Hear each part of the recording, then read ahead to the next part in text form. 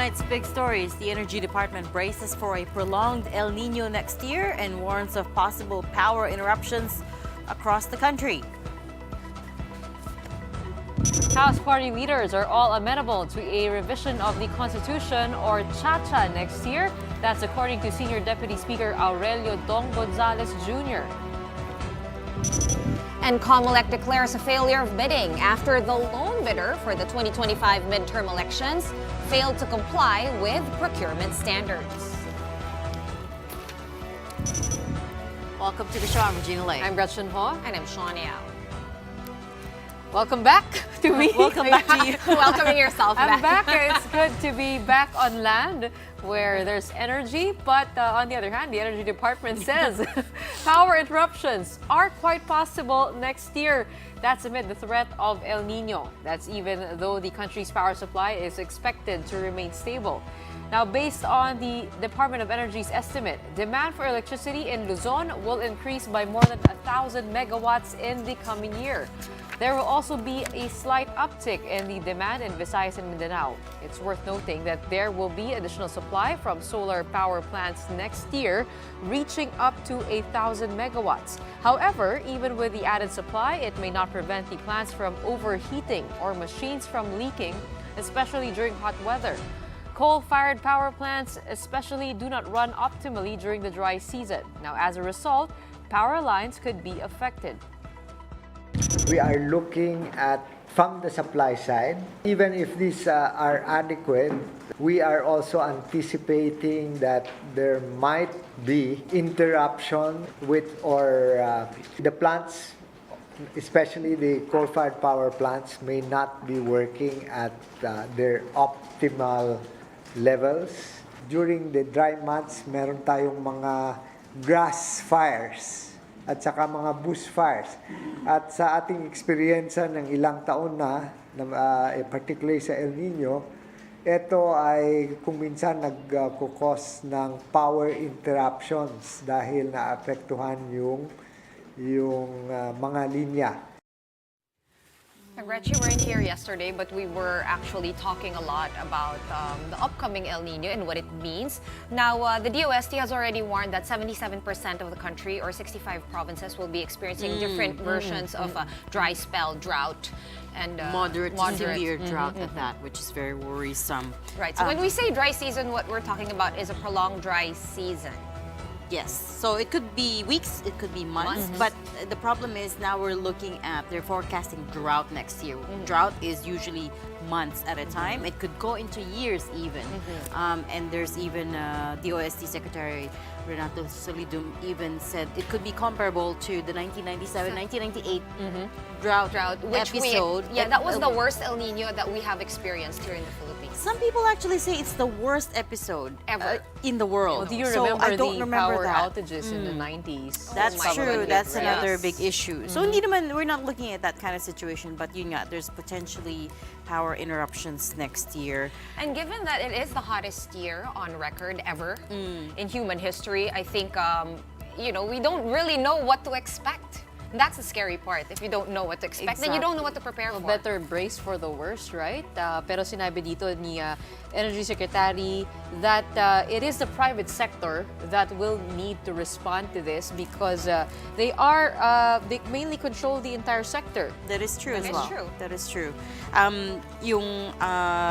The distribution of the power, we're talking about distribution, but we also need to generate more power. And That's we are right. expecting a bit of contribution by the renewable energy sector. Pero the question is it going to be enough to offset yung potential May mga problema rin tayo demand? sa grid, Reg. No? As we know, Luzon stands alone in the grid and Visayas and Mindanao are connected.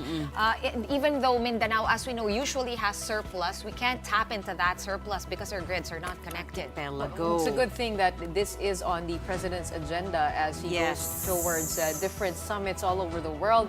DOEU Sec Shawn even said that nuclear energy could be part of that mix in the next 10 years. And a law institutionalizing the use of nuclear energy would have to be passed next year to get that rolling And I think we certainly definitely felt the heat over in the West Philippine Sea. Nangitim nga tayo Well, dyan. at least maganda yung tan mo, di ba? Let's look at the bright side. How else does the DOE plan to secure the country's power supply next year? Let's find out from Shyla Francisco. Shyla, what do you know?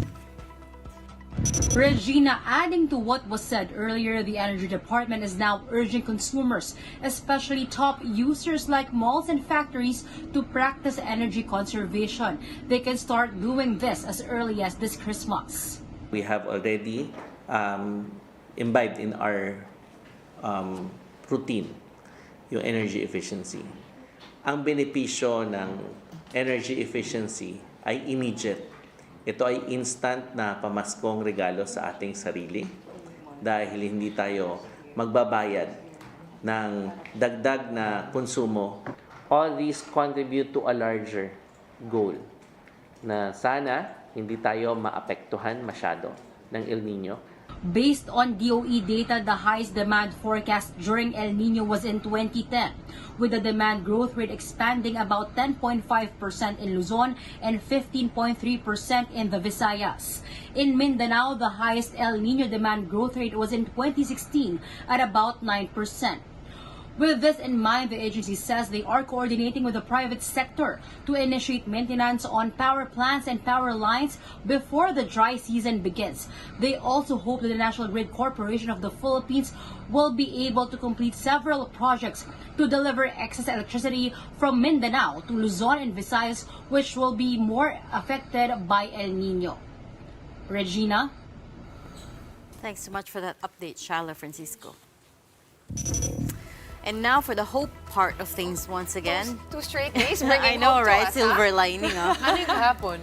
Ganun din. Ganun There's the landmark COP28 deal. So again, following the UN climate talks in Dubai known as COP28, the Environment Department says the Philippines has secured a seat on the inaugural board of the Loss and Damage Fund, or LDF. The LDF is a climate fund that supports countries vulnerable to severe climate-related disasters. This fund was launched at the beginning of COP28, and by the end of it, it was able to lock in some $700 million in pledges from different countries. DENR Secretary Tony Loizaga says the Philippines will represent the Asia-Pacific Group as a full member for 2024 and 2026 and as an alternate member in 2025. Aside from that, Loizaga says we also want to become a host for the LDF, which is similar to us hosting the ADB headquarters. Loizaga said this will allow the Philippines to influence global policies around climate change.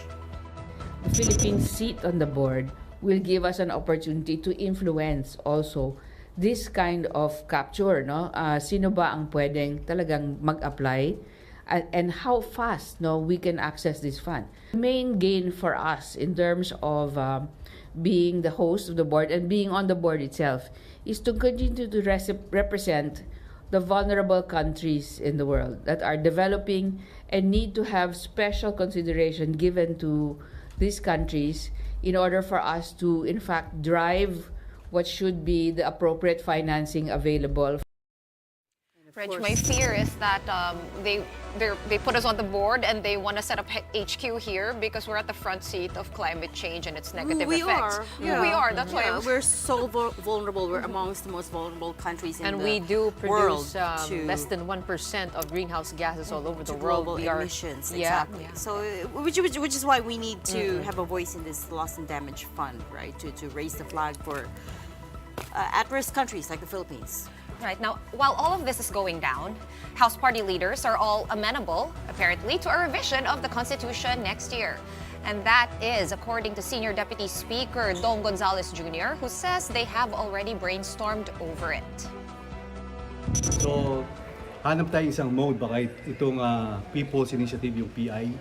So, marami nang nag-uudyok sa baba na they're now starting, di ba, to educate the masses, lalo na sa baba, para malaman nila. Okay, 2 days in a row na niyang binabanggit tong People's Initiative. So there's apparently 3 ways that we can amend the Constitution. Yung dalawa, we're very familiar with CON-CON and CON-AS. But So, refresh my memory. This has Ano been nga a ba? while. Ano ba yung Oo. con-con, con-as? okay. Yung unahin natin tong People's Initiative, no, Gretchen, because this is the new player, quote-unquote, na pinasok nila. And this is what they're, I think, considering right now na bago, no, sa pagpupush nitong charter change. So, yung Constituent Assembly or CON-AS, as we know, Congress will be voting 3/4 of the members of Congress. Pag Constitutional Convention naman or CON-CON, Congress could or may, by a vote of 2/3 of its members, call a constitutional convention or by a majority vote of all members, submit to the electorate the question of calling for such a convention. Ang gulo, di ba? Itong People's Initiative naman, medyo kakaiba to. So, dapat dito may petition of at least 12% of the total number of registered voters nationwide, of which each legislative district must be represented by at least 3% of its registered voters. Pag-math mo ba ako? Well, I think there's also some confusion over how the House of Representatives will vote if Yes. yung Senate at yung Congress ay magkaiba yun or magkasama na. Kaya nga sabi nila, People's Initiative na lang daw. Exactly. Para So hindi you na can tayo bypass malito. Senate, for In instance. fact, yesterday, no, yung soundbite ni Senior Deputy Speaker Gonzales, no, sabi nga niya, hindi kasi pabor yung Senate sa charter change. So sabi nila, kailangan daw lagpasan or they're looking to To bypass bypass. the Senate. Well, the bill has stalled in the Senate, right? Pero sinasabi rin ng ating lawmakers that this is for economic changes in the Constitution to be able to allow more Foreign investors. Yes, foreign investors. And some background on the proposed amendments, Shawn, earlier Yeah. this year, House lawmakers, makers, yes, Go have ahead. passed a bill that seeks to loosen economic restrictions under the 1987 Freedom Constitution, saying that this would allow more foreign investors into the country. This bill was passed by the House in March, but until now, the measure has stalled at the Senate. Yesterday, Senator Amy Marcos made headlines for criticizing this cha-cha push and for coyly suggesting that this is all happening because someone wants to be Prime Minister. House Senior Deputy Speaker Gonzales said that is not true, but he did admit that they would also like to see amendments to the term limits of government officials. Prime Minister, wala akong narinig na Prime Minister. Wala kaming pinag-usapang Prime Minister. Basta kung political ang pinag-usapan, yung aking term limits na 5 years and 2 terms. Diba? Tapos may re-election lang yung presidente. Kabuka ng vice president. Para the continuity. Diba palagi kong sinasabi sa inyo, the continuity. It's not just the House. At least one lawmaker at the Senate is also proposing to extend the terms of top government officials. Mobile journalist Evan Tarinque has that story. Evan, what do you have? That's right, Reg. Senator Robin Padilla is now pushing for amendment in the political provisions of the Constitution, particularly to expand the terms of high-level government officials. Under his resolution of both House of Congress, the President and the Vice President shall be elected as joint candidates by direct vote of the people for a term of 4 years. They will be allowed to serve for 2 terms. Meanwhile, the number of senators would grow to 54. 24 of them will be elected at the national level, and their terms will be expanded from the current 6 years to 8 years. And 1 re-election is allowed. The remaining 30 senators will be elected by region, and they'll be around 3 consecutive terms. Panahon na para magkaroon ng tamang representasyon yung mga region. At sa palagay ko naman, handa naman ang Senado dyan dahil nung huling pumasyal kami doon sa pinagagawang bagong gusali ng Senado, ang daming opisina. The terms of member of the House of Representatives, on the other hand, will be expanded to 4 years from the current 3. Local government officials will also be given 4-year terms with up to 3 consecutive terms. Senator Padilla says he is now conducting a public information drive on his proposed amendments. Padilla is now speaking with Coco Pimentel, wing of the PDP Laban, to ask for their support for the resolution. Senator Bongo confirms that talks are ongoing regarding Padilla's proposal. But Go says he is only in favor of revisions of economic provisions. Matagal ko na pong posisyon na dapat po'y hindi politiko ang makikinabang. Kung sakaling merong charter change, dapat po ang taong bayan ang makikinabang, lalong-lalo na po yung mga mahihirap nating kababayan. So, ibig sabihin, economic provisions lang kayo? Hanggang doon lang po. Tao lang po ang makikinabang, ang mga mahihirap po nating kababayan ang makikinabang. Kung politiko po, hindi po ako sangayon. Despite this, Padilla is confident that the resolution will gain support, claiming that even Senate President Vic Zubiri is open to it. Reg? Thanks so much for that update, Evan Tarinque. That escalated quickly from Robin Padilla saying, that's dead. Yeah. Now it's ang daming office daw sa bagong Senate building. 50, no? Is that why? Sabi niya. It's not 50 even senators all finished. over the Philippines. Yeah. And yung 4-year term times 3. Times 2, 8 plus years 1 times year. 3. Exactly. Well, let's see, no? Huge Sabi nga changes. naman nila, pag-aaralan daw nila over the Christmas break. Exactly. So we should We'll have find more out clarity next year. Early next year, yeah. All right, commercial muna. But after the break, since we have Gretchen back in studio, we will be discussing in depth her experience joining the civilian-led Christmas convoy to the West Philippine Sea. That and more when the big story returns. Keep it here.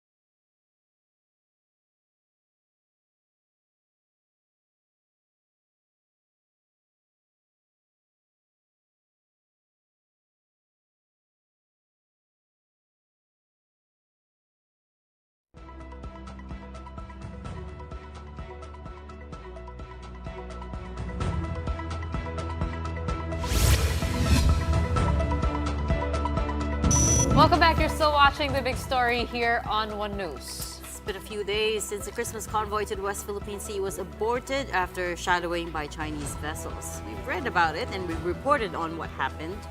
But what better way than to hear firsthand experience from Gretchen himself, no more than 3 feet away. Little Miss Suntanned herself. So tell us about the experience. There was so much excitement heading into it. There was so much excitement, to be honest, at the very start. Okay, what But happened? to be honest, the things did not go the way we expected it to, because we expected at least to reach the vicinity of Ayungin or at least get to Sabina Shoal or see Lawak Island. So were you but really we did that not get to do hopeful? any of that. Yes, sa totoo lang. Sa totoo lang, ganun We kayo? were. Yes, we were. Kasi sabi, the Chinese ships were at the area of Sabina, that's nearer to Ayungin Shoal.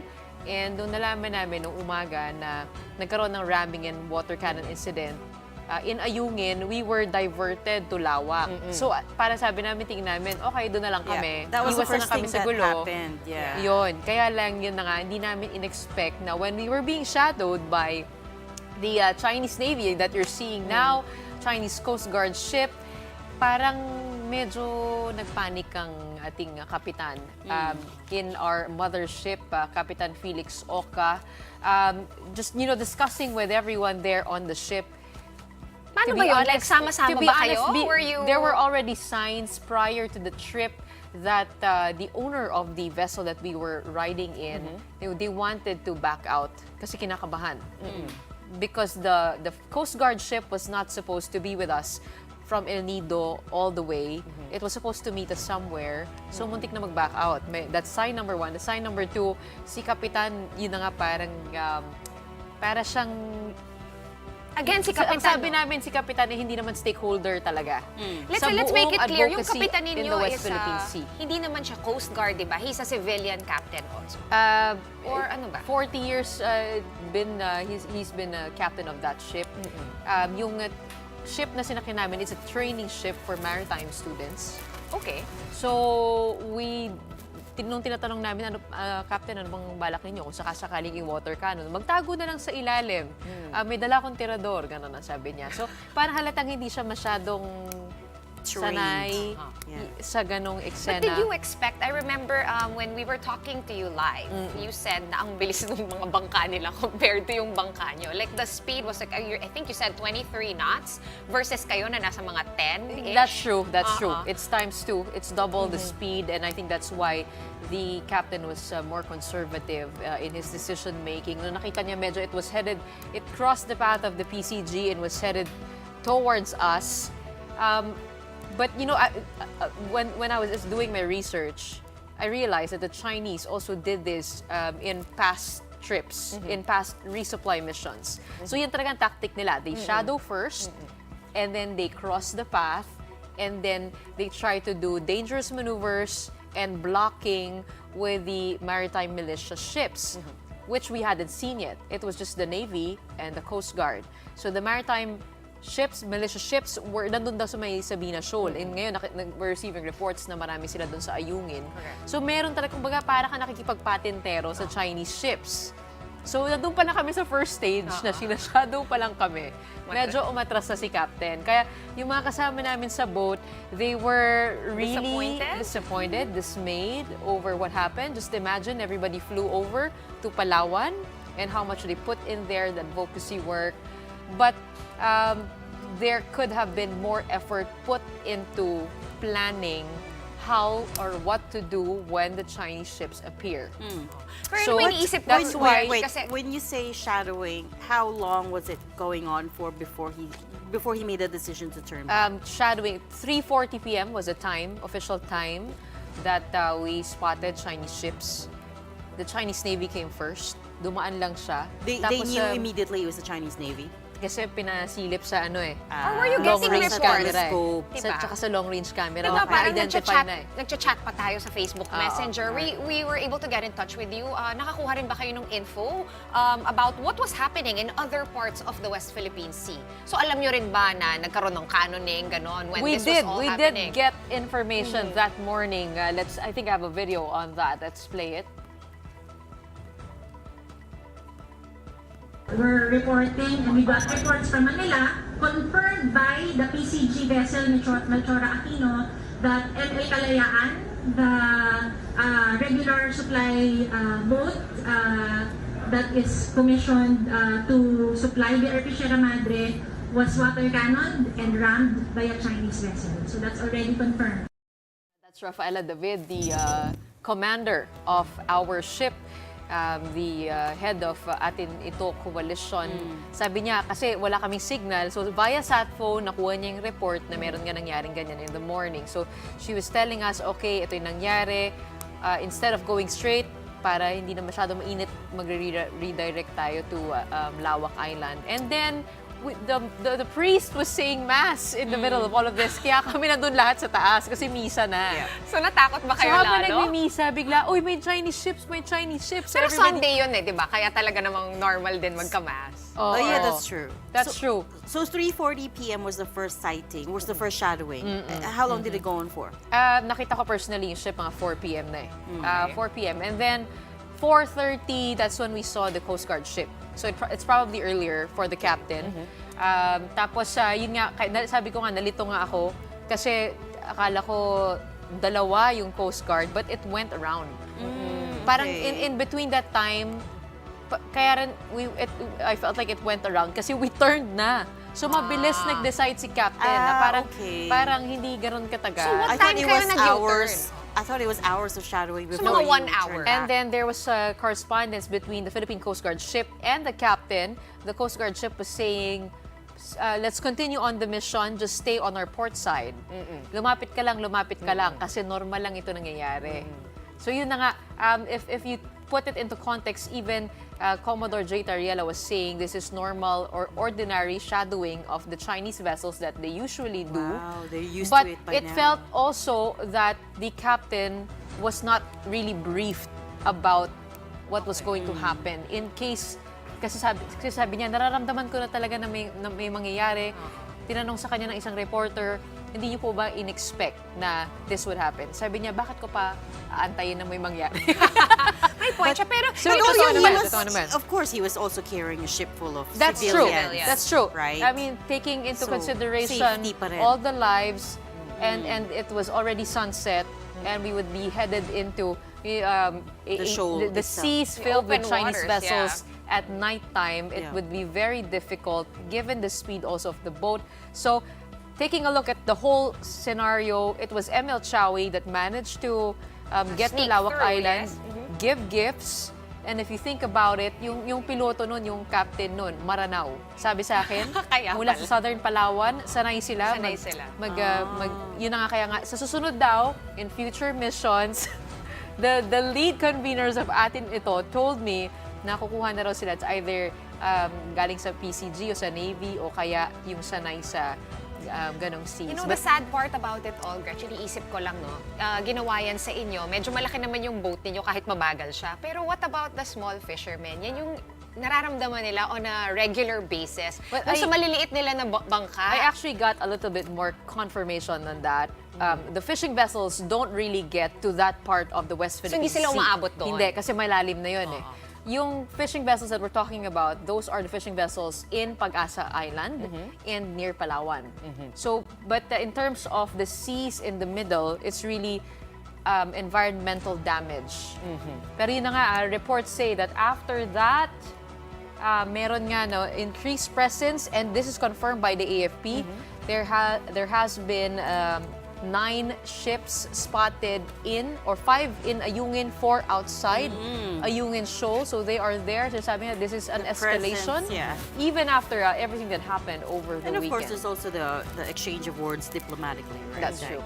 The Philippines issues statement, China issues statement, so we're at a stalemate once more. All right, well, while we're on the topic of China, the government... But let me just say that we're glad to have you back safe on dry land in one piece.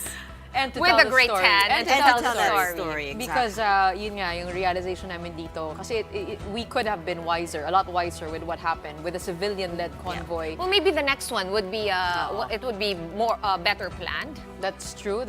But if it was transparency that people wanted, we were very much transparent from the start to the finish. So that is what really happens at sea. All right, we're going to pause for a quick break. Right after that, the Comelec declares ineligible the lone bidder to supply the system for the 2025 automated elections. Comelec spokesperson Rex Laudiangco will join us after the break for more details. Keep it here on One News.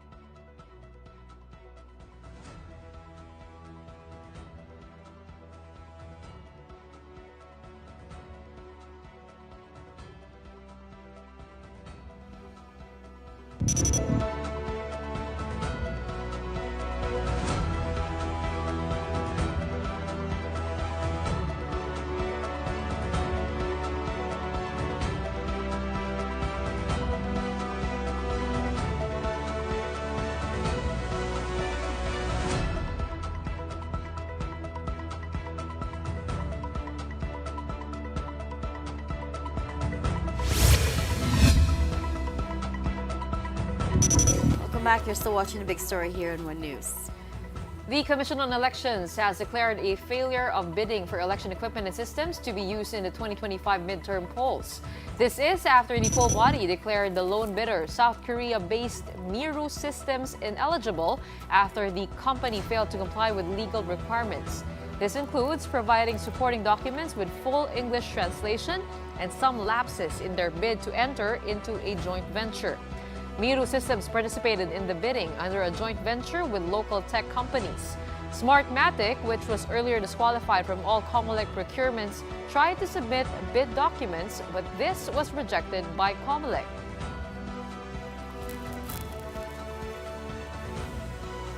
Here to talk about this failure of bidding, we have Comelec Spokesperson Attorney Rex Laudiangco. Attorney, good evening. Thanks for joining us tonight. Magandang gabi po, Ma'am Regina, Ma'am Shawn, Ma'am Gretchen, and to all the viewers of The Big Story. Good evening po. Right, so failed bidding tayo this time around. There's really only one question to go by. What happens next? So you don't have any bidders? So following the procedures po under Public Act 9184, the Special Bids and Awards Committee immediately conducted a mandatory review of the bidding processes. So what will happen is I expect it to be posted tonight, yung pong next na cycle na yan, and we expect to conduct the second cycle of the competitive public bidding by the first week of January, perhaps by January 4. Will there be prospective bidders by then? May ibang bidders, or you expect the same names to buy the bid papers again? During the pre-bid conference po, those who expressed their interest, of course, in buying the bidding documents, one was Pivot International, an American-based company. Second nga po, itong si Miru, who made a joint venture with local tech firms. And the third one was Smartmatic. But even though they didn't buy bidding documents, Indra Systems and ESNS and Dominion, other companies from the United States, were also expressing their interest. In fact, the Special Bids and Awards Committee po received a letter from Pivot requesting for clarification for some parts of the bidding documents, although they did not submit their bid tender this day. Also from Dominion, they requested for an extension of time. So given that we will be going into the second cycle of the competitive public bidding, we can expect these other companies to join naman. We're hopeful that they will participate. Alright, nabanggit nyo na rin yung Smartmatic, Mr. Laudiangco. Pag-usapan naman natin ng konti what happened there. Are you expecting them to file a TRO on the disqualification? I think around end November, they did release a statement. They said, I'm going to quote, "We are confident that had Comelec informed us of the matter, allowed us to explain our side, and present counter evidence, the unfair disqualification would not have been meted out." Are you expecting that Smartmatic will once again be coming into play?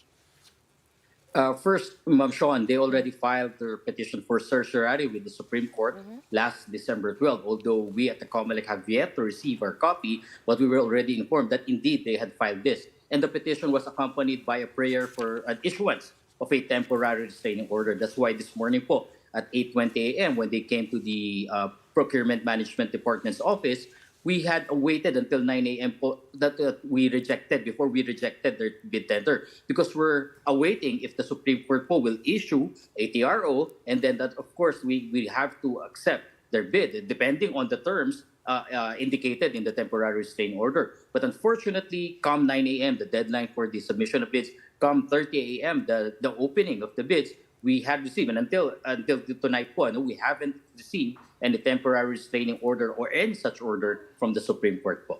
Attorney, for the companies that will be entering the bidding, can you shine a light on what problems Miru Systems went through on their part, as well as the joint ventures that happened with the local companies?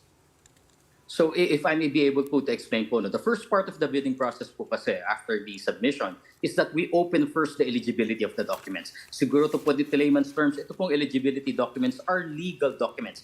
Registration with the Philippine Government Electronic Portal System, mayor's permits, audited financial statements, their financial capacity as computed, yung single largest contracts, completed and ongoing contracts which all show their capacity po to perform the obligations that entail going into contract with Comelec. Nandun din po yung net financial contracting capacity which will prove that they are financially capable to do so. So ito po yung first part. Unfortunately, for the first part, hindi naman po nagka-problem si Miro dun sa mga financial parts. What their problem is that yung pong requirement po ng law are absolute. First, yung po if they are going to submit documents proving their single largest contract, dapat po if these are contained in foreign languages, dapat po merong interpretations, official interpretation into English. Wala pong translation silang nai-submit. And the Special Bids and Awards Committee, hindi naman po kami pwedeng manghula kung ano yung nilalaman nung kanilang sinabit. And secondly po, ito po yung mas mabigat. Dito, the Government Procurement Policy Board is really insistent on it since 2009 pa po. May opinion na sila. Doon po kasi this is because a joint venture. So there are 4 companies joining for this endeavor. Dapat po yung kanilang undertaking or their promise to comply with the obligations, dapat nakalagay joint and severally liable. Unfortunately, ang nilagay lang po nila under oath doon ay jointly liable, which is not sufficient as required po under the law. Ang sabi nga po namin, kung sinunod lang po nila yung pinalabas na po ng GPPB na bidding documents, kokopyahin mo na lang yun o kaya susulatan mo na lang yun. That will entail all your obligations, hindi po sana nagka-problema. And given these are really technical naman po, legal and technical naman po yung nakita naming issues, by the second cycle of competitive public bidding, hopefully they'll join again and they'll be able to cure. Titignan na lang po natin, maglalaban-laban kung sino man pong sasali. Well, I mean, you gave them the solution already, right? You gave them the fixes already. So i-edit na lang, kumbaga, in layman's terms. Kailan lang ayusin at medyo kulang yung submissions nila. Because in coming out with the decision po, the Bids and Awards Committees must specifically say saan po nagkamali, why they are declared ineligible. So nasabi na po namin yung kanilang ineligibilities. Okay, and then just very quickly, Attorney, when do you expect to award the contracts for the 2025 elections? By our timelines, the contract should be awarded no less than the first quarter po of 2024. The production should immediately begin on the second quarter, including the laboratory test and the field test. Dapat po yan matapos namin on the second and third quarters of next year. Para po yung last quarter will be devoted to the field test and rolling out of the machines para po maging familiar ang ating mga kababayan dito. The BARM elections will happen also in 2025. Is that included in this bid? What's the update on that? All the elections for 2025 will be fully automated. And hopefully we can be able to accommodate the BARM elections. Kaya naman po yan. Kaya nga po the system was designed to accommodate all elections. National, presidential, senatorial and party list elections, congressional elections, even the provincial, local, and including the BARM elections. Lahat po yan kasama sa terms of reference na inilabas po ng Comelec. Okay, we thank you so much for your insights tonight. Comelec spokesman Attorney Rex Laudiangco. Maraming salamat po. As Senator Riza Ontiveros pushes to investigate Kingdom of Jesus Christ leader Apollo Kiboy, Senator Robin Padilla has made it clear that he's against the investigation. Why? We'll watch this. Kaso ng Amerikano yun kay Pastor, paano? So ano yun, parang ICC din. Sunod-sunuran na naman tayo sa dayuhan.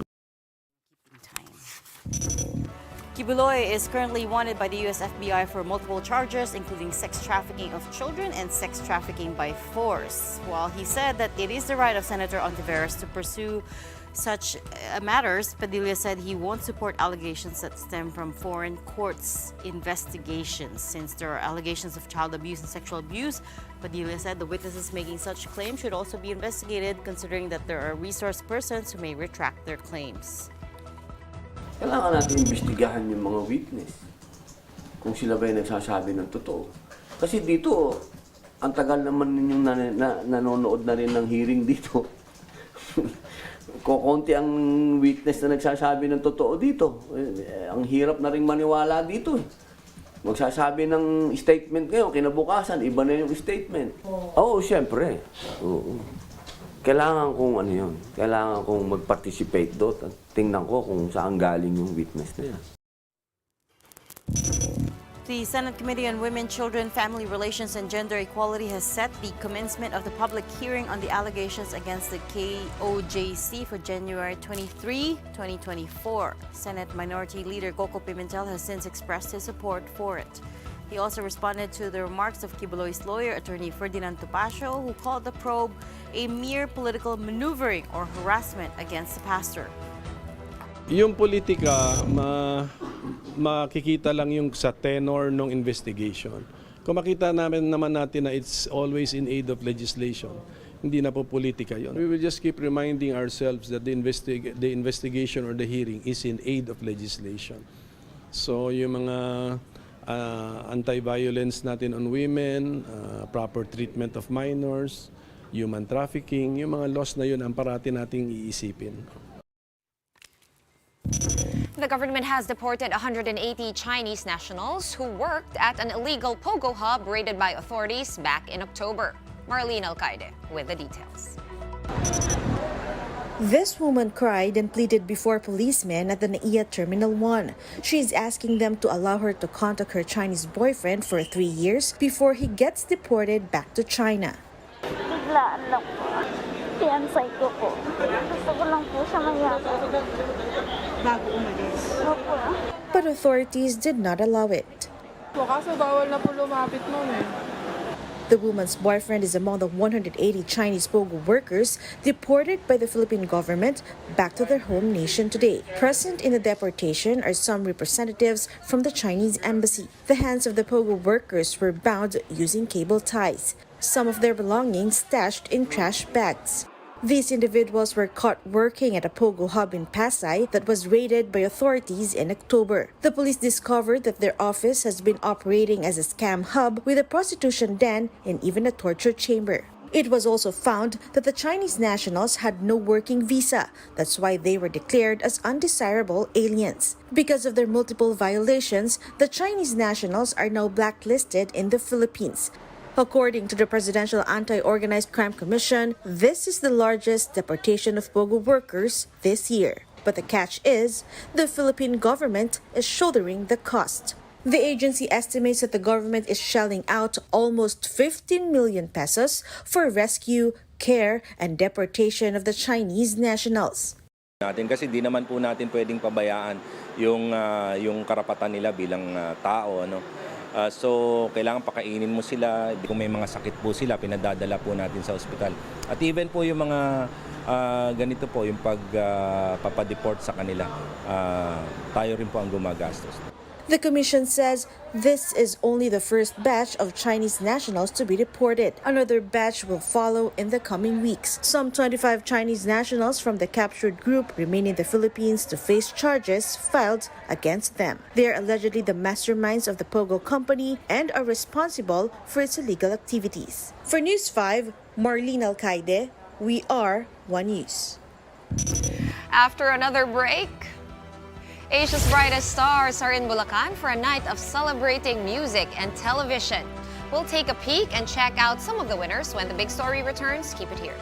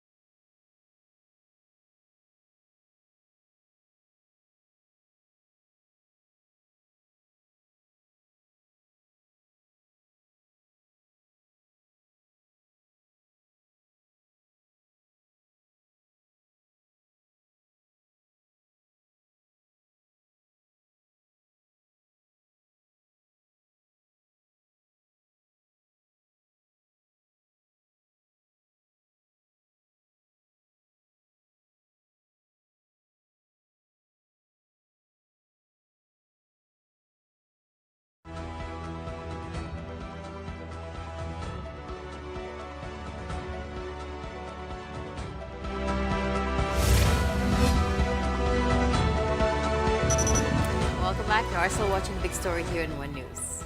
Jumping on over to entertainment, it is a big day today for Asian artists. The Asian Artist Awards kicked off at the Philippine Arena in Bulacan today.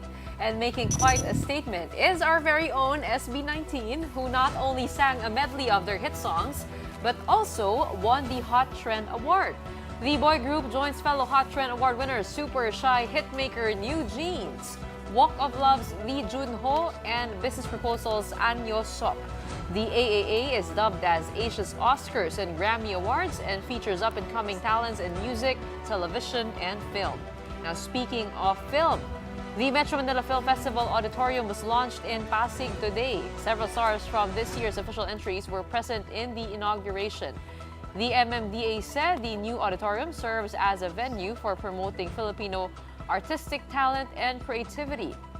The 10 MMFF films will be released in theaters December 25.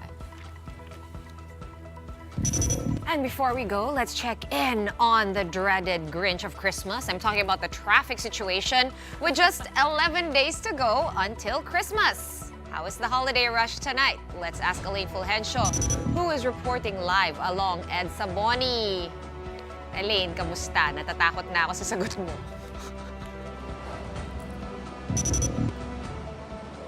Hi, Shawn. Major roads in Metro Manila could become more congested as Christmas Day approaches. As you can see, this traffic situation along the northbound lane and southbound lane here in EDSA is getting slower because of the Christmas rush traffic. So heavy traffic is also expected on the weekend, which falls on payday and the weekend before Christmas. And it could be worse on December 22 onwards, which is the last working day before Christmas Day. So ngayon pa lang, ramdam na talaga, Shawn, mahaba-haba na yung mga sasakyan dito sa EDSA Reliance as of the moment hanggang doon sa may EDSA Guadalupe up to EDSA Ortigas. You will experience a heavy to slow-moving vehicles right now, Shawn.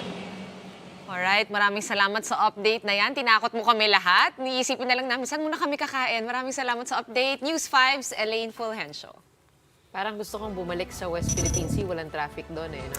Hey, though, in fairness, it was moving behind her. The cars were moving slowly.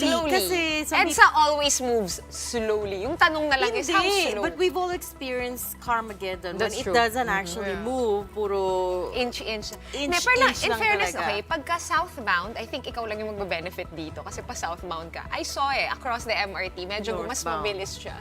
We know than we have colleagues who came from QC this afternoon coming to Reliance in Mandaluyong, for example. Took them 1 hour 40 minutes. So talagang southbound pala is very bad. I traveled today 2 kilometers and it took me 1 hour. Within San Juan.